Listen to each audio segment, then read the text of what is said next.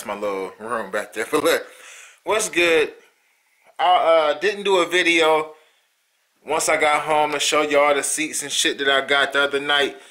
So what I want to do is I want to let y'all check out the seats and stuff, and then I'm gonna go. I need to go purchase a master cylinder for the Monte SS.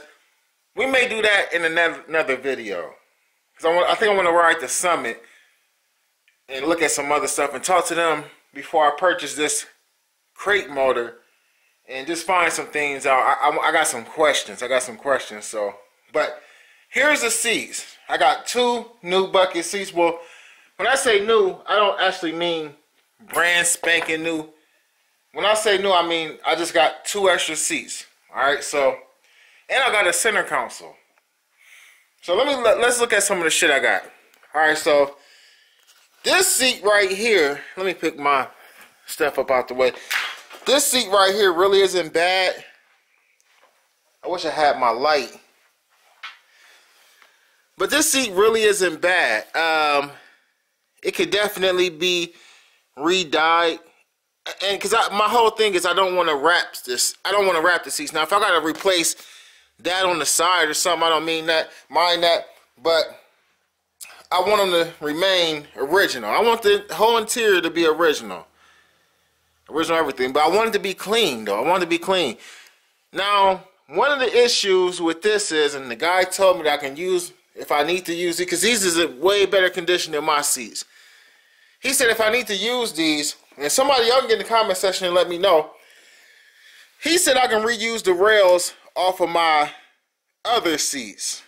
He said I can take them somehow, and because that's not something that I could screw off right there. So he was saying there's a bolt up in here somewhere that I could use to replace these rusty ass rails. And this one is even worse.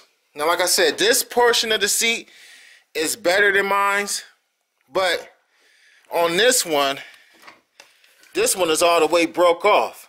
You see what I'm saying? So I'm gonna see. I'm gonna figure out a way to be able to use these seats. Trust me. So if you ever done this, because like I said, this is the first time that I'm really actually going this far into a car. Most of my cars was like already clean, didn't need much, or they weren't clean, and I just did what most people, young people do, put rims, beats, and maybe do some shit to like the little 350 that's in it and call it a day. You know what I mean? That's the most I've ever done. So this particular car is the first build that I'm building from the ground up, so I may not know. So if somebody in the comment section knows, let me know. All right, I also got the center console out of it. It was a donor car. It was a donor car that all this stuff came out. I got the center console out of it, and I got this shifter with the shifter cable and stuff. I'm not necessarily gonna need that right there. Going with something totally different. And these are just some extra little miscellaneous parts and stuff that I got the other night. So yeah, that's what we was going to get. We was actually going after these seats, and we ended up talking about the other Monte Carlo SS. This seat right here is, I mean, if you look at the front, look at that. That seat is good. I mean, it still need, it don't even need that much. And this car was the donor car, it was open. These seats was like outside, so they got weathered. You know what I mean? And I think he said he might have cleaned them up a little bit, or he was gonna clean them up a little bit. I don't know. That one came good. It's not gonna need as much attention as this one is. You can still see how faded it is. So yeah, got me some new bucket seats for the SS, man. I'm gonna upload another video. I'm gonna do a separate video for the master cylinder though. 3 more videos we'll be going to pick up the motor. But we're gonna go to Summit and we're gonna talk to Summit about the motor.